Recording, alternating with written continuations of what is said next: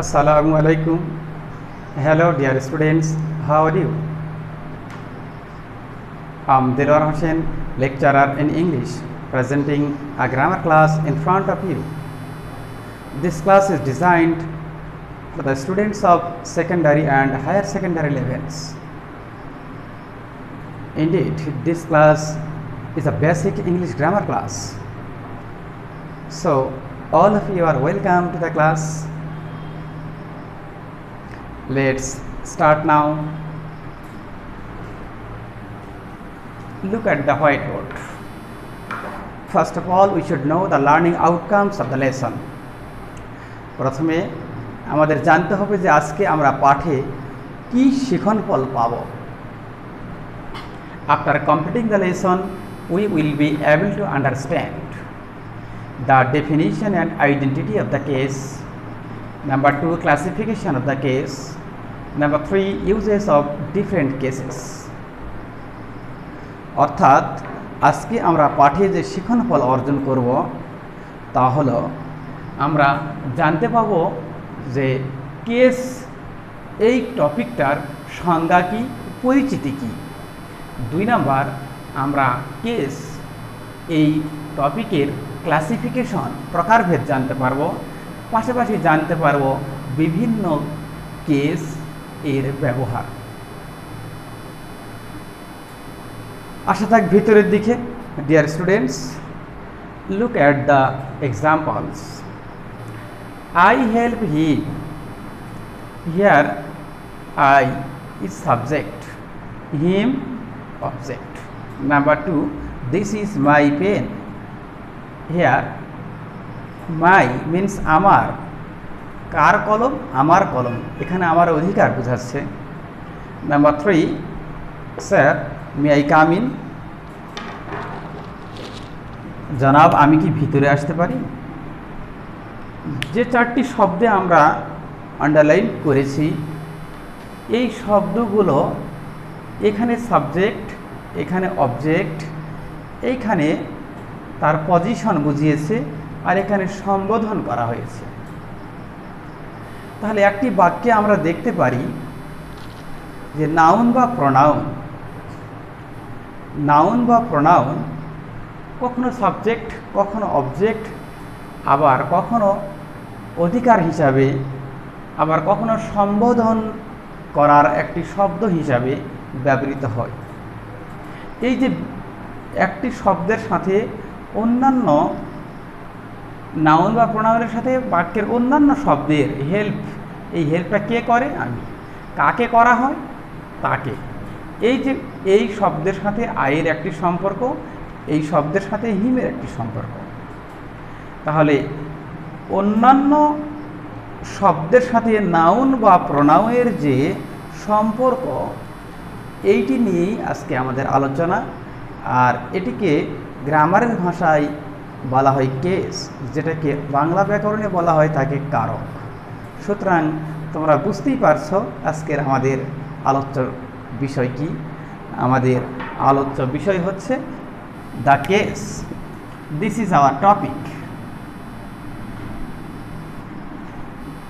the case. So now come to learn the definition of the case. এখন আমরা জানব case কাকে বলে। আমরা এক্সাম্পল থেকে পরিষ্কার হয়ে গেলাম, বাক্যের নাউন বা প্রোনাউনের সাথে অন্যান্য শব্দের যে সম্পর্ক তাকে কারক বলে অথবা কেস বলে। আবারও বলছি, একটি বাক্যে নাউন বা প্রোনাউনের সাথে অন্যান্য শব্দের যে সম্পর্ক তাকে কারক বা কেস বলে। In English we can say the relation of a noun or pronoun to other words in a sentence is called the case. এখানে আমরা এই হেল্পের সাথে আয়ের এবং হিমের যে সম্পর্ক দেখতে পাচ্ছি, এই সম্পর্কগুলো কেস। এখন আমরা জানলাম যে নাউন বা প্রোনাউনের সাথে বাক্যের অন্যান্য শব্দের সম্পর্ককেই কেস বলে। এরপরেই আমাদেরকে জানতে হবে ক্লাসিফিকেশন অফ কেস, কেসের প্রকারভেদ। In English, there are 4 types of cases.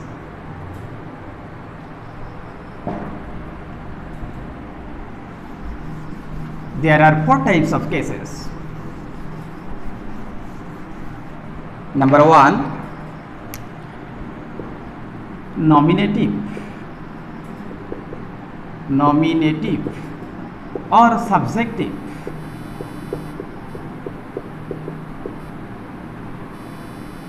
Nominative or subjective.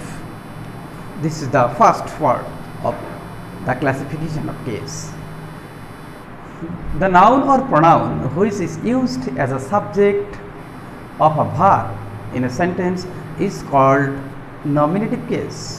অর্থাৎ সহজ সরল বাংলায় আমরা বলতে পারি যে নাউন বা প্রোনাউনটি বাক্যের কোনো ভার্বের কর্তা হিসাবে ব্যবহৃত হয়, সাবজেক্ট হয়ে ব্যবহৃত হয়, ওই নাউন বা প্রোনাউনটির ভার্বের সাথে যে সম্পর্ক তাকে নমিনেটিভ কেস বলা হয়।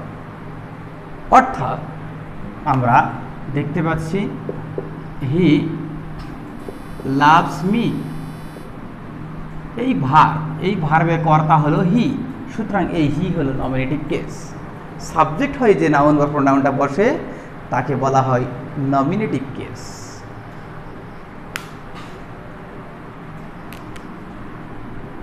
Then number 2, objective case. Objective case.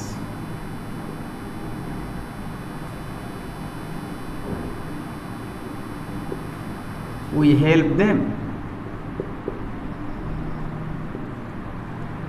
আমরা তাকে সাহায্য করি। কাকে সাহায্য করি? তাকে। এইখানে অবজেক্ট হয়ে বসেছে, সুতরাং এটি অবজেক্টিভ কেস। তাহলে অবজেক্টিভ কেসের ডেফিনেশনটা কি হবে? The noun or pronoun which is used as an object of a verb or a preposition in a sentence is called objective case. যে শব্দটি কোনো ভার্বের অথবা কোনো প্রিপোজিশনের অবজেক্ট হিসাবে ব্যবহৃত হয় তাকে আমরা অবজেক্টিভ কেস বলি। এখানে হেল্প ভার্বটির অবজেক্ট হিসেবে বসেছে দেম, এটি হলো অবজেক্টিভ কেস। এটি শুধু ভার্বের পরে নয়, it can be used after preposition. যেমন we are fond of sweets, preposition অফের পরে সুইটস বসেছে, this is the object after preposition. প্রিপোজিশনের পরে এই অবজেক্টটি বসেছে। তাহলে নাউন বা প্রোনাউন যেটি ভার্ব বা অবজেক্টের ভার্ব বা প্রিপোজিশনের অবজেক্ট রূপে ব্যবহৃত হয়, কর্মরূপে ব্যবহৃত হয়, তাকে অবজেক্টিভ কেস বলা হয়। Now number 3, possessive.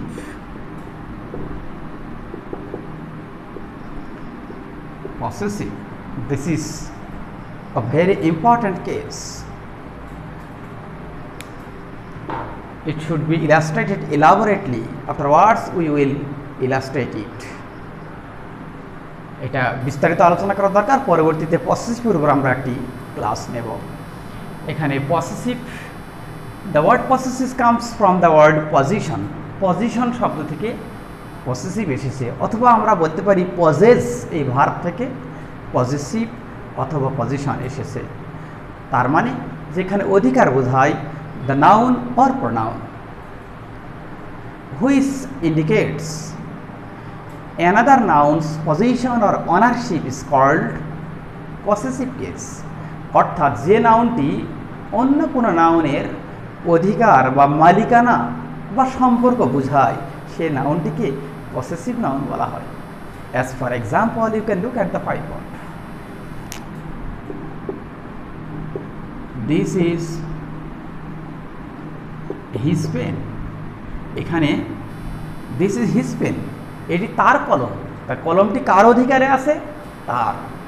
এইটা অধিকার কার? কোন ব্যক্তির অধিকার রয়েছে, কোন ব্যক্তির মালিকানা রয়েছে, কোন ব্যক্তির সাথে এই নাউনটির সম্পর্কযুক্ত রয়েছে, সেই নাউনটি, সেই প্রোনাউনটি বা নাউনটি রূপটার নাম হলো পসেসিভ কেস। এইটা প্রোনাউনের যেমন হতে পারে, নাউনের ক্ষেত্রেও হতে পারে। It is সুমনস house. এটা সুমনের বাড়ি। কার? সুমনের। Usually we use apostrophe S to indicate possessive. নাউনের ক্ষেত্রে এটা আমরা অ্যাপোস্ট্রফি এস ব্যবহার করি পসেসিভ বোঝানোর জন্য, কিন্তু প্রোনাউনের ক্ষেত্রে না।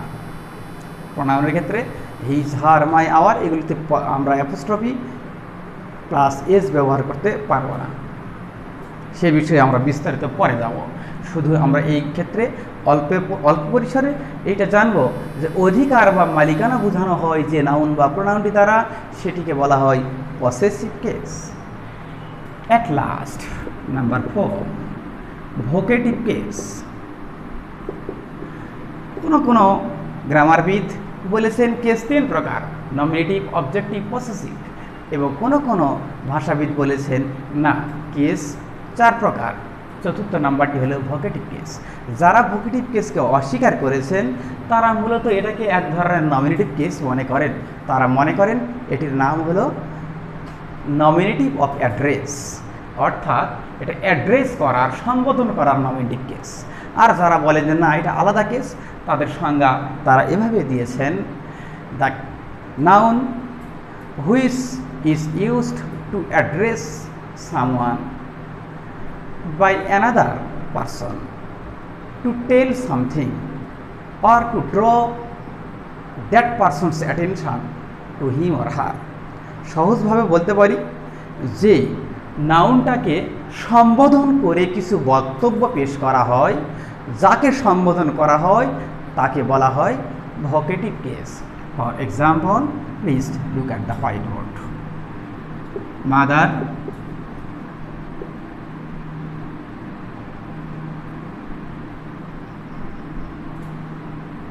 হেল্প মি, মা আমাকে সাহায্য করো। এখানে মাকে সম্বোধন করে বলা হয়েছে মা আমাকে সাহায্য করো। বা sir, may I come in, স্যারকে সম্বোধন করে বলা হচ্ছে জনাব আমি কি ভিতরে আসতে পারি। যাকে সম্বোধন করে বলা হয় তাকে ভোকেটিভ কেস বলা হয়। আর এখানে মনে রাখতে হবে we should use comma after vocative case if it is used at first of a sentence, but if the vocative case is used at last of the sentence, we should put comma before the vocative case. And if we find vocative case in the middle of a sentence, we should put commas before and after the vocative case. অর্থাৎ সহজভাবে বলতে গেলে আমরা বলতে পারি vocative case শুরুতে থাকলে তার পরে কমা, শেষে থাকলে আগে কমা, মাঝে থাকলে দুই দিকে কমা। যেমন যদি বলি মাদার হেল্প মি, মাদার পর কমা। যদি বলি হেল্প মি মাদার, তাহলে মাদারের আগে কমা। আর যদি বলি হেল্প এইরকম যে sir may I sir come in, এই স্যার শব্দটা মাঝে আছে, তখন স্যার এর আগে কমা পরে কমা।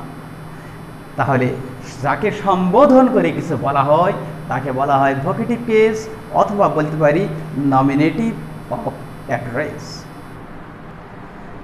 So please review. নাউন প্রোনাউনের সাথে বাক্যের অন্যান্য শব্দের যে সম্পর্ক তাকে কেস বলে। কেস যেটাকে আমরা বাংলা ব্যাকরণে কারক বলে থাকি। ইংলিশ গ্রামারে কেস 4 প্রকার, nominative, objective, possessive, vocative. But in Bangla grammar there are 6 types of cases. Bangla ব্যাকরণে কিন্তু 6 প্রকার কারক, সেইটা আমাদের আলোচ্য বিষয় না। এখন ইংলিশ গ্রামারের প্রথম হলো নমিনেটিভ, যেই নাউন বা প্রোনাউন সাবজেক্ট হয় অর্থাৎ ভার্বের কর্তা হয়ে ব্যবহৃত হয় তাকে নমিনেটিভ কেস বলে। যেই নাউন বা প্রোনাউনটি ভার্ব বা প্রিপোজিশনের অবজেক্ট হয়ে বসে তাকে অবজেক্টিভ কেস বলা হয়। আর যে নাউন বা প্রোনাউনটি অন্য কোনো নাউন বা প্রোনাউনের অধিকার বা মালিকানা বোঝায়, যেমন কলমটি এটা কার অধিকারে আছে তার, বাড়িটি কার অধিকার বা মালিকানায় সুমনের, যার অধিকার বোঝাবে সেইটাকে বলা হয় অধিকার মালিকানা বোঝানোর জন্য যে নাউন বা প্রোনাউনটি ব্যবহৃত হয় তাকে বলা হয় পসেসিভ কেস। আর অ্যাট লাস্ট যাকে সম্বোধন করে কিছু বলা হয় এটাকে বাংলা ব্যাকরণে বলা হয় সম্বোধন পদ। যাকে সম্বোধন করে কিছু বলা হয় তাকে ভোকেটিভ কেস বলা হয়। ভোকেটিভ কেস আগে থাকলে তার পরে কমা, শেষে থাকলে তার আগে কমা, মাঝে থাকলে দুই দিকে কমা। That's the end of our class, and our next class will be held very soon. So I hope you will be connected with our page, the easier way in learning English grammar, and subscribe our channel Delawars English Grammar to get all the classes quickly. May all of you be happy and pass your days in a peaceful manner. Thank you very much. Thank you everybody. Assalamu alaikum.